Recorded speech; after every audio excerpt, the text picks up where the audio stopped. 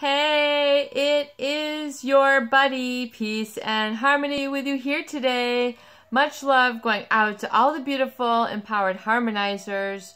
We are zooming in and focusing in a little bit more in depth on a great viewer question, and that is, how do you really break out of this manipulation? How do you break out of a manipulation cycle with someone who's controlling, who's really kind of negative?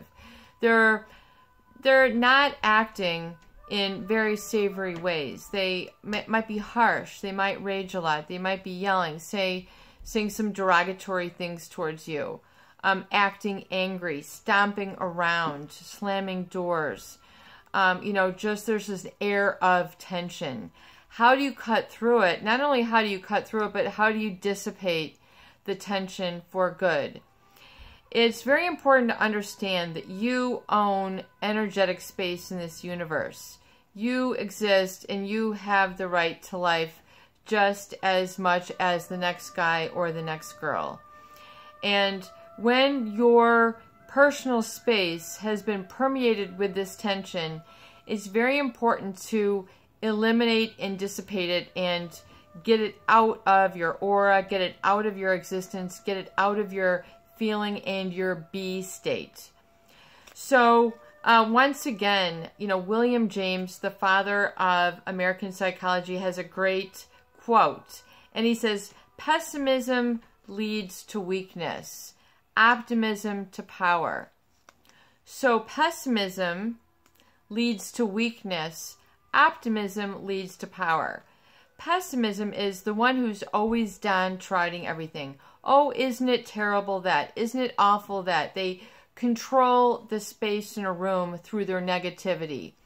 They are pessimistic, but they're always usually sort of optimistic about how wonderful they are. In other words, they push themselves around, they push their weight around, or they push, their energy, this tension they control through tension and manipulation. Oftentimes it is negative. They're the fault finders, the flaw finders. Nothing is ever good enough. They're like emotional perfectionists. They will manipulate others through what they think is right. It's their way and there's no highway. Life becomes very, very uninteresting. There's no new horizons. There's no optimism. You can't share the space and be happy and optimistic and positive when you've got a wet towel of a person, someone who is very damp, dank, negative. This conditions you and programs you to feel negative. It's just a negative energy. And unfortunately, you might have this person in your workspace, or who you've been married to, or an ex, or a family member, or whomever, a neighbor. Everybody has a situation where there's a difficult person, whether they're a malignant narcissist, a psychopath, you've been conned, you've been lied to. These people are very pessimistic, at least how it affects you. If it's affected you in a negative way, then it's going to create a lot of pessimism in your life. I will never fall in love again. Life will never lead me to prosperity. I won't be gainfully employed. I can't sleep well. I'm eating a lot of junk. Look at your diet when you've got this pessimism, which is leading to weakness. Are you eating processed food? Are you eating a lot of sugar? Are you eating a lot of carbohydrates? These dull the mind. They make you very sluggish. You can tell the difference. To remedy that, you have to clear and cleanse your palate. Clear and cleanse your vision. Clear and cleanse, what you have on your physical body, your mind, your scent. You need to clear all these and give for some effort. It's important that you put a little bit of effort to take care of yourself and what I call resensitize yourself and resensitize your senses when you're moving through and you need to unlearn these self-limiting beliefs that these negative people have sort of wired into you. Bruce Lipton, really, a great forefather of epigenetics. Your positive thoughts can positively affect your DNA, and your negative thoughts negatively affect your DNA. It's connected. It's not like your thoughts are only affecting one little area of your brain. It's affecting your entire physiology. So look at how it's made you've gotten into emotional habits or eating habits that are negative, that are making you sluggish and dull and leading to this pessimism. The late night, I ate the whole container of ice cream. I ate the whole cheesecake, 3 pizzas, 3 muffins, whatever it is that you've done yourself wrong. You're like, why did I do that? Get all this junk out of your kitchen. Just throw it out. I spend $10 here, $3 there. I don't want to throw it away. Get out all the crap out of your food. Unclutter your kitchen and unclutter your living space. Have it open where you can relax and breathe and have optimism permeate your being once again. It's wonderful because optimism is looking forward, to a new life. It's like when spring comes around, getting optimistic. I want to fall in love again.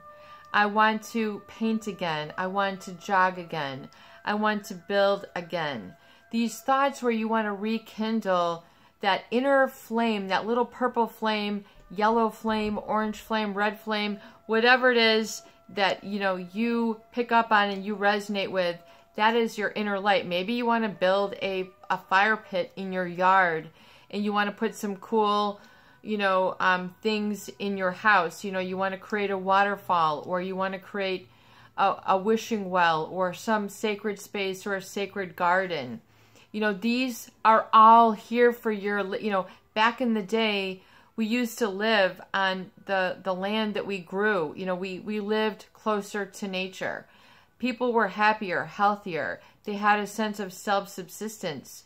However, now when you're getting into the information age, and it's just a playground oftentimes for people to create a new standard of acceptance. Facebook, Instagram, all these things where you're supposed to live to these standards oftentimes breed this pessimism. I'm not on Instagram, I'm not on Facebook, I'm not tweeting all the time. There's all of a sudden there's this whole new arena for how you judge and evaluate yourself, and it can create a real air of pessimism. If you talk to a lot of the teenagers in the young 20s, that whole millennial generation, they'll tell you they do it, but they hate it. They'll post all these different pictures on Instagram, and they hate that they have to do these 3-hour preps just to do these pictures or whatever it is. It's high maintenance relationships. It can create a lot of pessimism, which, as William James says, leads to weakness. Optimism to power. Power is your passion, your personal power, where you feel, empowered, meaning you're on the right path. You're doing the right thing for yourself. You're doing good by for yourself, by yourself, and in relationships. You've got relationships where things are happy. They're positive. You're sharing your joy. Maybe you love to cook. Maybe you love to juice. Getting a juicer, getting a masticating juicer and beginning to juice. Get some green juices going. Get the spinach, the kale, the arugula, the cilantro, the limes, the pears, a little bit of a splash of apple juice, and put that in a big 16-ounce jug and swill it down and see how wonderful you feel. The divine put medicine in the food, as I've said before, and this is not all about diet, but there's, medicine in the food. If you get back to that, everything is so much like, can I drive through and get it? At least here in the United States, I can't speak to what it's like. I don't even know if you guys have like drive-thrus in the UK or Australia or Norway. But in the US, you've got your McDonald's, your Taco Bell, your Burger King, your Panera, all this Dunkin' Donuts, that you drive through, and it's like convenience, to be on the fly. So you've got more time to Instagram, more time to Facebook. I mean, You know, can you eat and text at the same time? I mean, you should see the metropolitan cities right now. I mean, it's a wonderful thing, but is it healthy? Is it giving you results? Is it leading to optimism? You know, if it's leading to optimism where things are looking bright and you're excited to get up and do your thing, you know, tomorrow, then you're on the right path. But how do you reprogram yourself?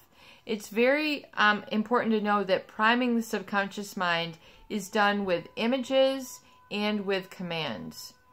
So here's like a template of a flash deck that you can have. I mean, your subconscious mind will soak this up. If you keep this in front of you like one card a day, and I'll give you some examples, you can get your own index card set, which is what I highly recommend. Go to the dollar store, go to the Walgreens, the grocery store, whatever it is, Office Max, pick yourself up some flashcards and write some commands to your subconscious mind. I am happy and have a wonderful life. I am blessed. Here's some other prototypes. My word is my law, and I only speak words of prosperity and abundance. This is like a template. This is an example. I don't know if you can see that. And, you know, that are repairing and reconditioning of those areas of you that feel damaged and broken. I mean, let's get right down to it. Let's reprogram it, and let's, you know, your William James also, and why I'm bringing him up today, because he, I think from his primer, he talks a lot about the power of the spoken word.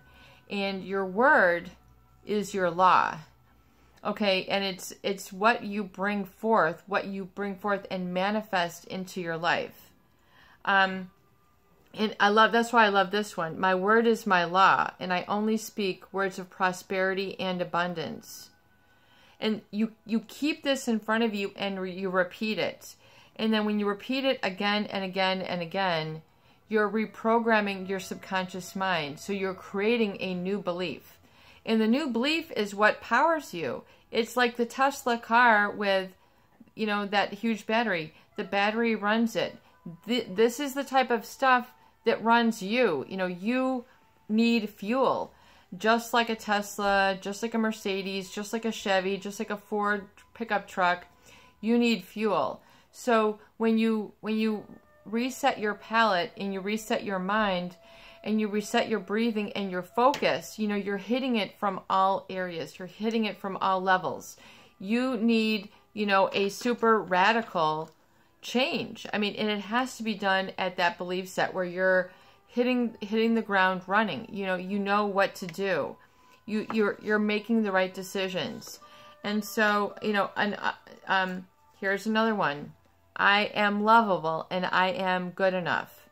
I am good enough. You are good enough. You are enough. You are whole and complete just the way that you are. Despite all the negativity, get that pessimism out. There's no room in the room for pessimism. It cannot live here. It cannot dwell here. It needs to go somewhere else. If you go to the pessimist party, go to the pity party, you know, because that's down the block. You know, the pity party is 3 doors down. You know, I will see you later. You know, pessimism doesn't live here. Optimism and hope and right action lives here. Right action, right communication, right attitude, right being. That's what lives here. You need to make these commands. These need to be spoken with assertiveness and confidence and knowing and knowledge. This is all that's going to exist here. Period. End of story. No more junk. You know, as I've said before, if you've been in a relationship with a toxic individual, you know, you need to clear out the clutter that has been left, like the residue in your being. What is another one? I am comfortable, or I am excited with who I'm becoming. And, you know, and you can also write, I'm excited to fall in love. I'm excited to fall in love with life. I'm excited to fall in love with my home. I'm excited to fall in love with my being. I'm excited to fall in love with the divine creator. I embrace gratitude for all that is given and all that is. these are, and I know that viewers have asked me to create some videos with just this. I've been really, really busy. And I am creating these, but for video's sake, I want to do some of these, and I will create more of these. And I operate in flow motion, not slow motion. These are great. This is a great template for the deck that I'm working on, that are particularly for the community and individuals who we have here.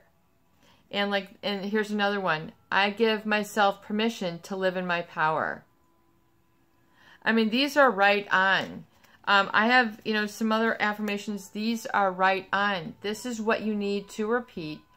And you need to have, I really recommend, getting a deck, and I'm creating a deck of these for also along with my book and a workbook for that you can write in, but, ultimately create, you can use a notebook. You don't even have to use, but I want to get it organized so that it's like all in one place for you guys, so you can kind of do the work, and realizing the power of it. But you have to be serious to reprogram your beliefs. It's a serious matter. We're taking up some heavy stuff, but the heavy stuff leads to lightness. So that is my word for you today. Get some index cards and get a big Sharpie marker and write these out for yourself. I know it'll be kind of nicer when the deck comes out because it's in a beautiful font, and I'm going to be having, it's going to be colorful, and it's going to have some different art on it, which I think is also inspiring. It kind of it helps to prime the subconscious. It helps to really have that sink in. But you can create your own. You can wait for my deck, or you can start now. Begin to develop it a little bit customized, and make these affirmations part of your new attitude so you can have that new life and create that new energy so you attract true love.